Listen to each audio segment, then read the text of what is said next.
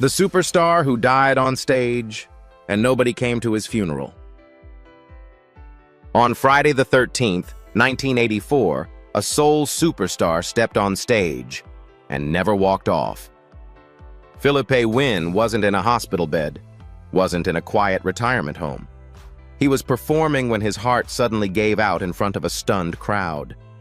But what happened next is even colder. When the funeral came, almost nobody showed up. How does a voice that helped define an era end up leaving this world in near silence? Welcome to Legends of Black Excellence. If you're ready for the full story, hit like, subscribe, and stay with us until the end, because this one will change how you see fame forever. He collapsed mid-song. On Friday night, July 13, 1984, a small nightclub in Oakland, California felt like holy ground. The room wasn't huge, just a tight crowd pressed close to the stage, but the energy was electric, the kind that only comes when people know they're watching the real thing. Philippe Wynne stepped into the spotlight dressed like a man who still believed music could outrun time. At only 43, he carried the weight of a lifetime in his posture, half showman, half survivor, ready to sing as if the world still owed him its full attention. Then the band slid into Love Don't Love Nobody.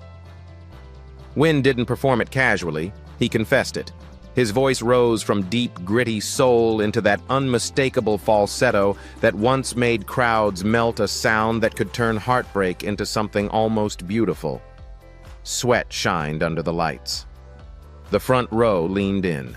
In that moment, you could feel the audience surrendering, because he wasn't just entertaining them. He was pulling something out of their own memories and holding it up to the room like a mirror. And then, it happened. Right in the middle of the song, the rhythm broke like a snapped wire. The microphone slipped from his hand and hit the stage with a hard, amplified thud. Wynne didn't stumble backward, he folded forward.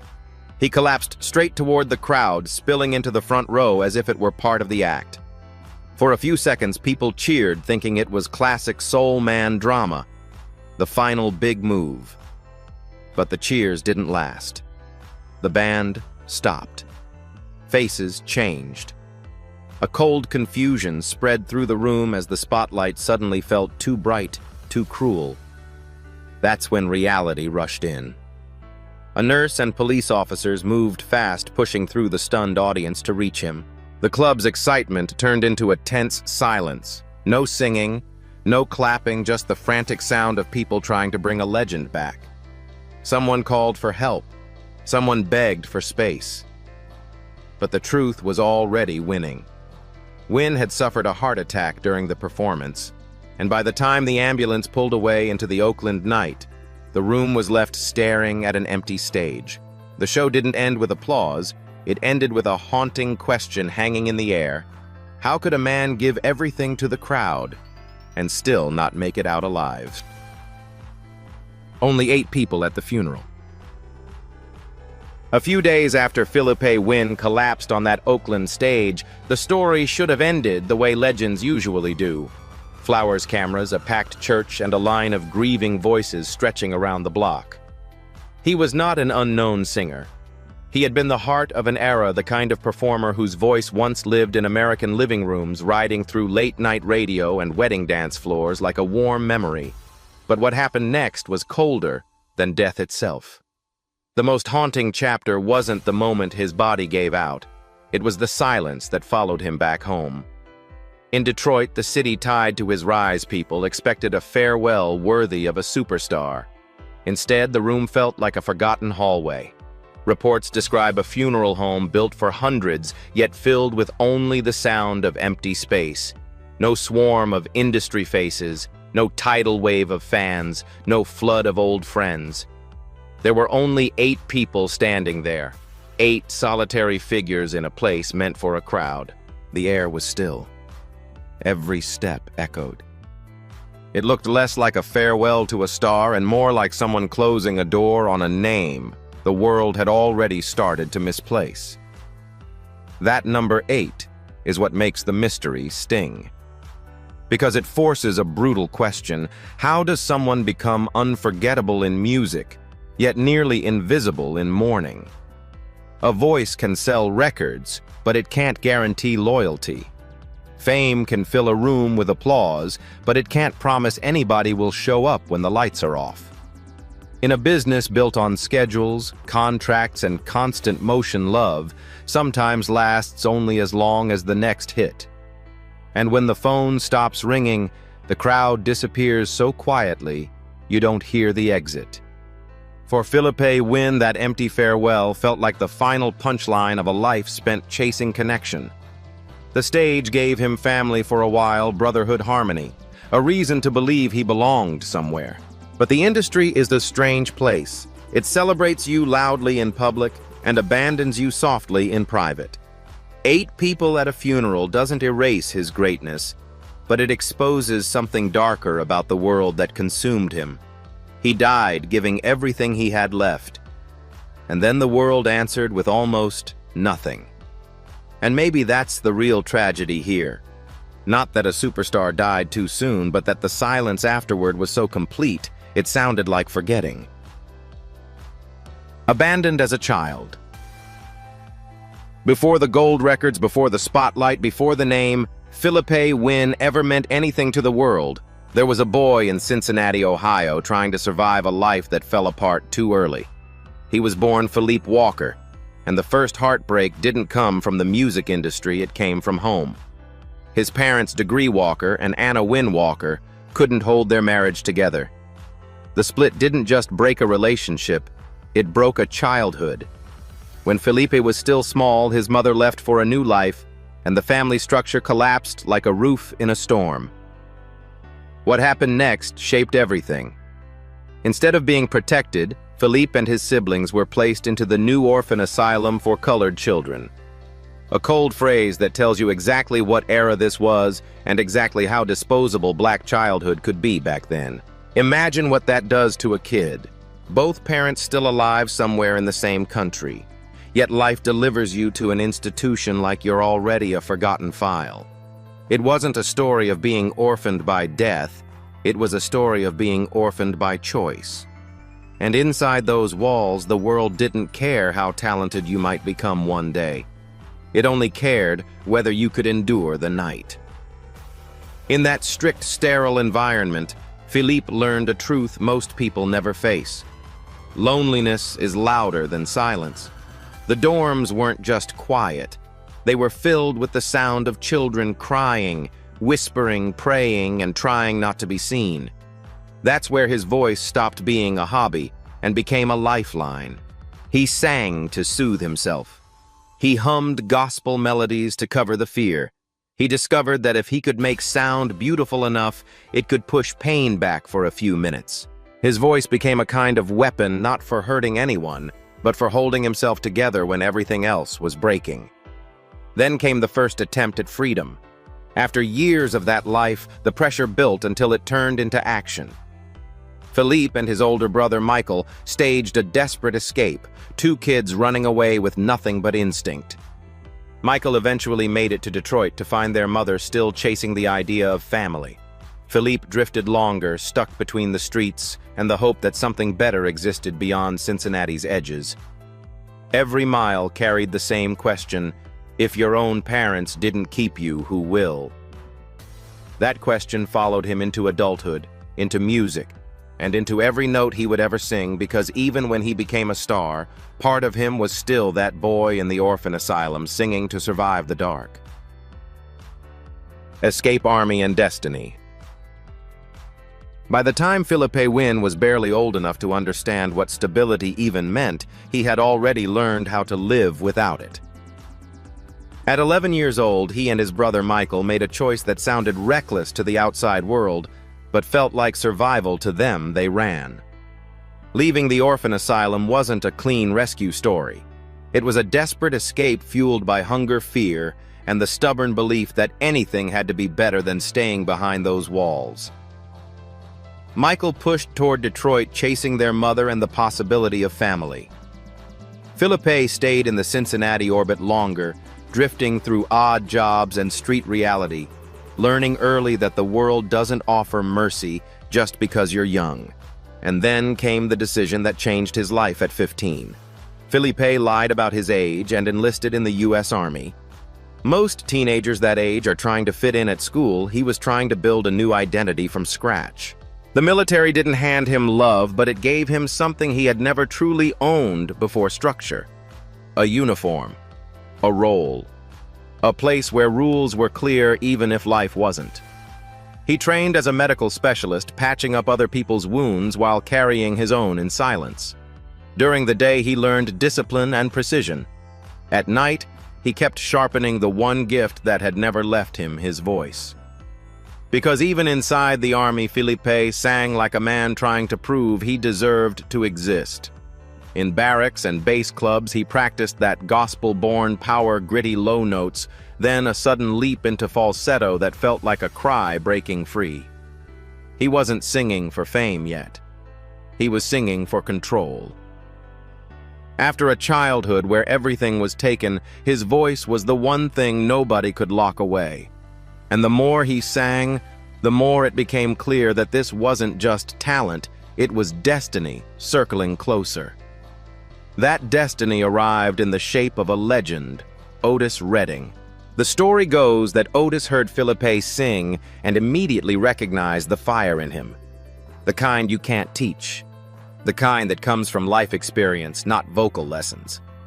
For a young man who had spent years being overlooked, that moment was electric. It wasn't just praise.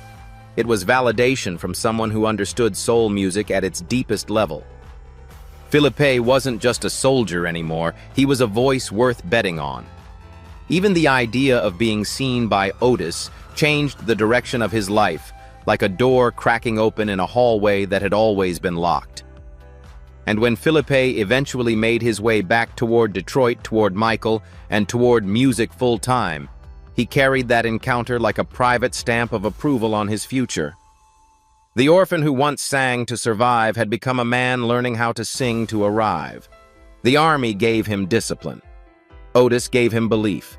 And together, they set the stage for the next transformation, where Felipe Wynne would stop being a name the world didn't know and become a voice the world couldn't forget. Rebuilding himself in Detroit. When Felipe finally returned to Detroit, it wasn't just a move on a map, it was a return to the one place that still felt like a chance. He wasn't the same boy who had been left behind in Cincinnati. He had survived the orphan asylum, survived the streets, survived the discipline of the army, and now he came back carrying a voice that sounded older than his years. Waiting for him was his brother Michael, the one piece of blood family that had never fully disappeared from his story. Detroit in the late 1960s wasn't just a city, it was a furnace. Steel factories, churches, and nightclubs all burning at the same time. And in that heat, Felipe was determined to become someone new. He started where many black legends began: the gospel circuit. The church gave him structure, a community, and a stage that didn't demand perfection, only truth. Night after night, he poured his history into songs meant to lift people up, even when he still felt broken inside. His voice didn't sound polished in a Hollywood way. It sounded lived in. It had grit, tremble, and that sudden falsetto leap that felt like a prayer escaping the body. The more he sang, the more it became clear gospel was not just music for him, it was therapy, testimony, and training all in one. But Detroit was also whispering something else. Outside the church doors, the neon lights of clubs promised a different kind of salvation. One paid in applause, not amens. Felipe could feel the tension in his own chest. Faith versus fame, choir robes versus tailored suits, safety versus the hunger to be seen. He wasn't chasing sin, he was chasing love, the kind he never got when he was small. The stage felt like the one place where people couldn't abandon him mid-sentence. When he held a microphone, he controlled the room. When he sang, people listened. That attention became addictive because it filled the emptiness left by a childhood nobody wanted to claim. Then came the most symbolic decision of all, his true act of reinvention. Felipe dropped his father's last name, Walker, and took his mother's Win. It wasn't a casual change, it was a statement. It said, "I'm not carrying the name that was tied to my abandonment." It said, "I choose my own identity now." Even the spelling and style adding elegance to it felt like him shaping a brand before branding was a business. In a world that had once treated him like a disposable child, he was declaring himself valuable, unforgettable, and impossible to erase. And from that point on, Philippe Wynne wasn't just a singer trying to make it, he was a man building himself from the ground up. Detroit became his proving ground, and Michael became his anchor. Every gospel note, every nightclub set, every late-night rehearsal carried the same hidden mission to find a stage big enough to hold the love he had been denied since childhood. He wasn't simply chasing fame. He was chasing the feeling of finally belonging, and he believed the spotlight could give him what family never did. The Spinners' turning point. By the early 1970s, the Spinners were standing on a cliff edge, talented, disciplined, and nearly forgotten. They had been signed to Motown for years, but in a label packed with giants, they were treated like a second-tier act, drifting in the background while bigger names got the spotlight. The painful part wasn't that they lacked skill. It was that the machine of Motown didn't seem to know what to do with them anymore. Their harmonies were tight, their professionalism was undeniable, but they were missing one thing that could pull them out of the shadows: a voice with ache, a center with enough fire to turn polished singing into lived-in emotion. That's when the story introduces a powerful name, Aretha Franklin. In the version of events told here, Aretha is mentioned as someone who recognized what the Spinners were sitting on: untapped greatness trapped inside the wrong system. The suggestion that she urged them to cut loose from Motown and move to Atlantic Records isn't just a fun detail, it's a turning point. Atlantic was built differently. It could handle grit and elegance at the same time. It could let soul music breathe. And if the Spinners were going to survive the new decade, they needed room to evolve into something bigger than a nice group with nice harmonies. The switch wasn't just about labels, it was about identity. Inside the group were men who had already paid their dues: Billy Henderson, Henry Fambro Purvis Jackson, and Bobby Smith. They had the kind of unity most acts would kill for a blend so smooth it sounded like one shared heartbeat. But even perfect harmony needs a spark. The decision to bring in Philippe Wynne wasn't simply hiring a singer, it was adding a storm to the sky. Wynne didn't sing like someone trained for television. He sang like someone trained by life. His voice carried gospel Sweat Street loneliness and that soaring falsetto that could turn heartbreak into romance in a single breath. When Wynne stepped into the Spinners' world, everything shifted. Before him, the group was refined. After him, they became dangerous in the best way. Suddenly, the songs didn't just sound good, they felt personal. Philippe didn't treat the microphone like a tool. He treated it like a confession booth. And for him, this wasn't just a career upgrade, it was the closest thing he had ever found to a family. These weren't random bandmates. These were brothers standing shoulder to shoulder, the kind of support system he had craved since childhood.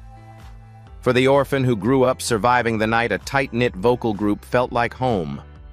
This was the big break, the moment the doors finally opened.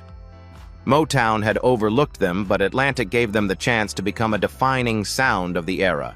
And with Philippe Wynne at the center, surrounded by Henderson, Fambro, Jackson, and Smith, the Spinners weren't just trying to make a comeback. They were stepping into history. The move wasn't a simple business decision. It was the beginning of a new chapter where a forgotten group turned into kings of soul, and a man who had spent his whole life searching for belonging finally found it in harmony. The golden era of soul. By 1973, everything changed. The years of being overlooked were gone, replaced by a wave of success that hit like a radio signal you couldn't escape.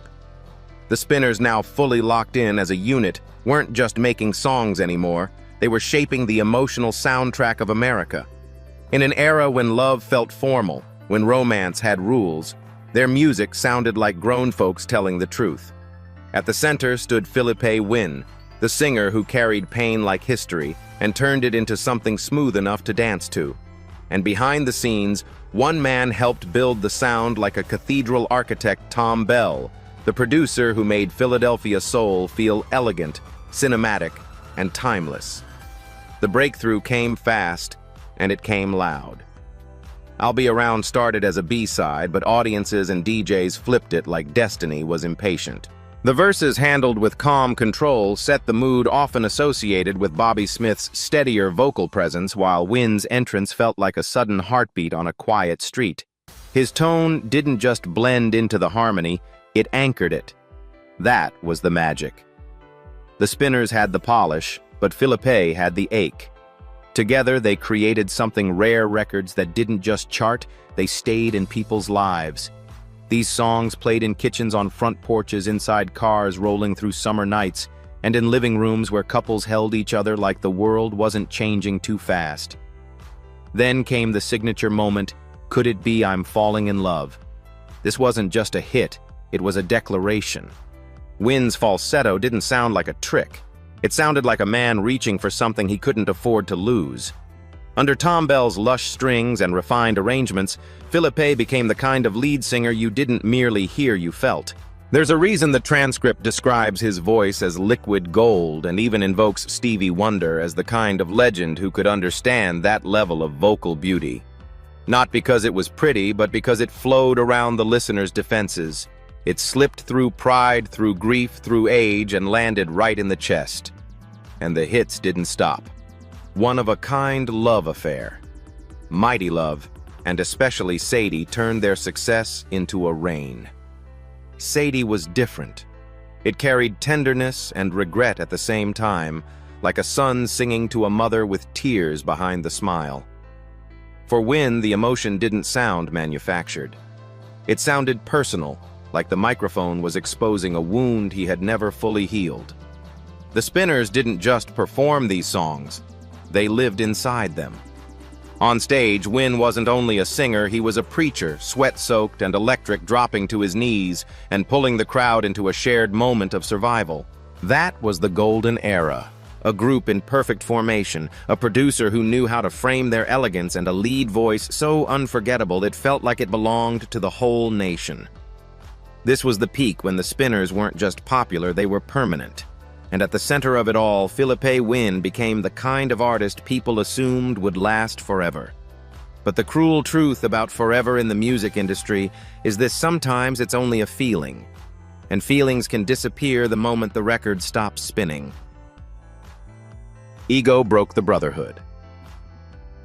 At the height of their power, the Spinners looked unbreakable. The records were selling, the crowds were screaming, and the group's sound had become a symbol of grown-up romance in America. But success can be dangerous because when applause gets loud enough, it starts whispering lies. Philippe Wynn had finally become the star he always dreamed of being, and around him, people began feeding that dream like it was gasoline.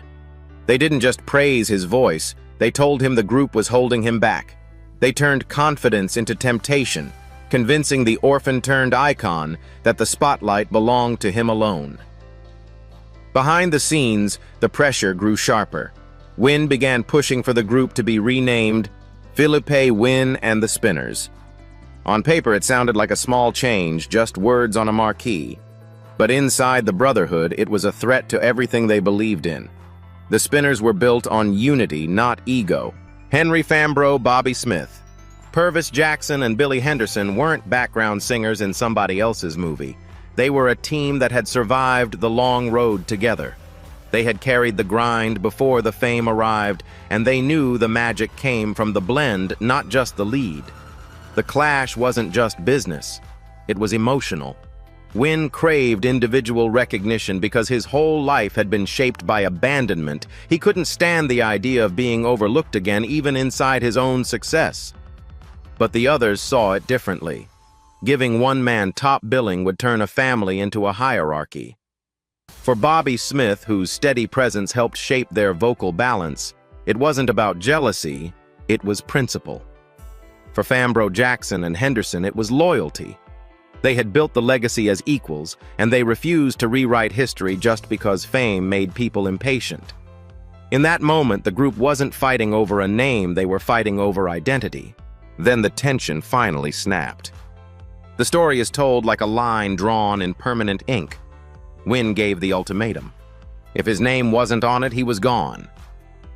And just like that, the most successful lineup in their history fractured. He didn't just leave a band. He walked away from the closest thing he had ever known to a stable family. For the audience, it looked like a bold solo leap. But underneath it was a tragedy in slow motion. A man who spent his entire life searching for belonging finally found it, and then let ego convince him it wasn't enough. That's the cruel irony of this chapter. The very brotherhood that once saved him started to feel like a cage, and the voice that once sang for connection began chasing control. Philippe Wynne stepped out into the world alone, believing he was claiming his crown, while the Spinners stayed behind, holding on to the unity that made them great. And in that one decision, the stage that once felt like home became a road with no guarantee of love waiting at the end. Solo dreams, public silence. After Philippe Wynne left the Spinners, the world expected a solo reign. He wasn't just a singer, he was a signature.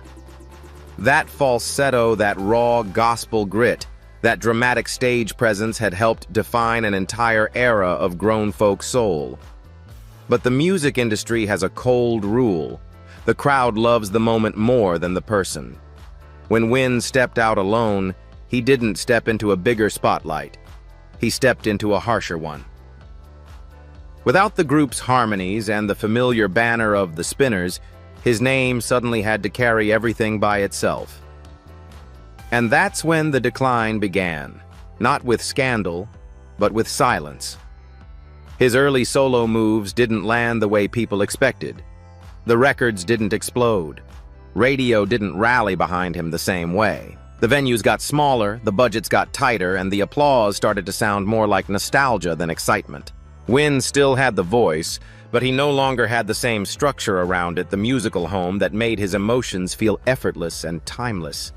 The man who once filled major rooms now found himself grinding through half-full clubs, singing to audiences who remembered what he used to be more than what he still was. It wasn't a loss of talent. It was a loss of momentum, and momentum is everything in that business. Trying to stay alive in a shifting industry, Wynne reached for reinvention. That's when his path briefly crossed into the funk universe, loud, chaotic, and fearless through George Clinton and the Parliament funkadelic world. For a moment, it looked like a lifeline. Funk didn't demand polish, it demanded energy. It didn't require elegant heartbreak, it celebrated wild survival. Wynne's voice still had fire, and in that scene, fire could still get you on stage. The spotlight returned in flashes, bright enough to tease a comeback, but not steady enough to rebuild a career. That brief flash became most memorable through Funkadelic's Not Just Knee Deep. The song would later live forever through sampling and hip-hop history, and Wynne's connection to it felt like proof he could still leave fingerprints on culture. But even that moment couldn't replace what he had walked away from. Wynne was built for intimate soul storytelling, the slow confession, the trembling ache, the romantic honesty that made listeners feel understood. Funk was a cosmic circus, and while he could perform inside it, it was never the same kind of home. So Wynne kept drifting. Small labels, scattered gigs, long drives, and shorter paychecks, an artist still chasing the echo of his own peak. He became the kind of legend people praised in conversation, but didn't always support in real time. And that's what makes this chapter hurt. He didn't fall because he stopped trying. He fell because the industry moved on, and it moved on fast. Philippe Wynne traded brotherhood for independence, and independence turned into isolation. One quiet night, one overlooked record, one shrinking stage at a time. The final road to Oakland. By the early 1980s, Philippe Wynne was living in a kind of quiet exile from the success he once helped create. The industry had changed its taste overnight. New sounds, new faces, new machines replacing the human tremble that made soul music feel alive. And Win, once the center of a platinum-era brotherhood, now moved through the business like a man nobody knew where to place. He wasn't broke in spirit, but he was invisible in the system. The same voice that once carried romance across the radio was now treated like a memory, something people respected from a distance but didn't rush to invest in. His daily reality grew smaller and harder. There were no long entourages, no luxury buses, no team handling the weight. Win often had to be his own operation, his own driver, his own road manager, his own planner. He carried his own garment bags, dragged his own outfits through venue back doors, and performed in rooms where the crowd leaned more toward curiosity than devotion. Night after night, he sang like a man trying to hold on to dignity while the world slowly looked away. And the lonelier it became, the more it pressed on him, not just emotionally, but physically. Stress stacked up in the way it does for performers with no safety net. Financial pressure, inconsistent bookings, cheap food on the road, long drives through dark highways, and the exhausting effort of staying on when life felt unstable. Friends and insiders later described him as restless, still sharp, still gifted, but worn down by the grind. It's the kind of decline that doesn't come with a dramatic headline. It comes with mileage. It comes with late-night silence in motel rooms. It comes with the feeling that you're working just as hard as ever, but the world isn't listening anymore. Even then, Win kept creating. He was writing constantly, planning an autobiography with a title that sounded like a final confession, a journey of an outlaw, a man telling the truth instead of begging for approval. Somewhere deep inside, it seemed like he understood the trap he'd been living in, chasing validation from crowds while the real wound was far older than the music business. But his body was also keeping score. Years of pressure and non-stop motion can punish the heart, and signs of trouble had reportedly begun to show. Whether it was doctor warnings or simply the exhaustion of the lifestyle, Win was moving like a man who couldn't afford to slow down, even if slowing down might have saved him. That's what makes Oakland, July 1984, feel like fate closing its hand. He arrived for another weekend show, another modest stage, another chance to prove he still had it. The room wasn't enormous, but Win didn't need enormous. He needed a spotlight. He stepped out in his suit, walked into that club, and sang like the road hadn't taken anything from him. Then, in the middle of Love Don't Love Nobody, the final warning came without mercy. The mic dropped. The music stopped. And the man who had been a ghost in his own industry became a tragedy the world couldn't ignore, at least for a moment. A legacy that refused to die. Even though Philippe Win left this world with a farewell that felt painfully quiet, his voice didn't disappear. It multiplied. That's the strange truth about real greatness. You can bury the man, but you can't bury the frequency he released into culture. Win's falsetto wasn't just a sound. It was an emotional imprint. Romance, loneliness, and survival wrapped into a single breath. Long after the stage lights went dark, his singing kept living in late-night radio rotations, in wedding playlists, and in the kind of memories people carry without even realizing it. The room may have been empty at the end, but the air he changed never emptied. Over time, the Spinners were reclaimed as more than just a classic group. They became proof that an era had a heartbeat, and that heartbeat still thumps inside American music. Their records didn't age out, they aged into history. And as hip-hop grew into the new language of storytelling, producers went hunting for emotion, not just drums. They pulled from the old soul catalog because that's where the feeling was trapped. The Spinners' warmth, groove, and heartbreak became the DNA of a new generation's sound, and Win's presence inside those recordings remained impossible to erase. He may have stepped away from the group while alive, but in legacy, he and the Spinners are permanently stitched together. Then, the story takes one last painful turn through family. Win's son, Emmanuel Win, grew up carrying a famous last name that came with more shadow than safety. In 1999, Emmanuel died while trying to save a stranger from drowning in the ocean. an ending that feels tragic but also strangely poetic. It was an act of instinct and courage, the kind of selfless move that doesn't ask for applause. And in that moment, the Wynn name became more than music. It became sacrifice. Philippe spent his life singing about the ache of love and loss, and his son's story closed the circle with a different kind of love, the kind that costs everything.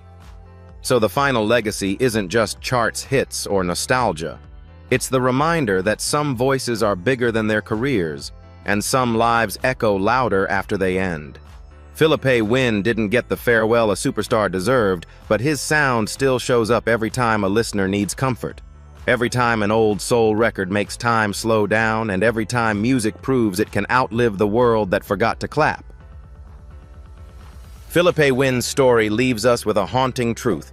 Fame can make the world sing your name, but it can't guarantee anyone will stand beside you when the music stops. He gave people the soundtrack to love, yet his final goodbye was painfully quiet proof that the industry celebrates talent, not always the human being behind it. Here on Legends of Black Excellence, we don't just remember the hits, we question the cost. So let me ask you this. Was Philippe Wynn truly forgotten, or did the system simply move on too fast to care?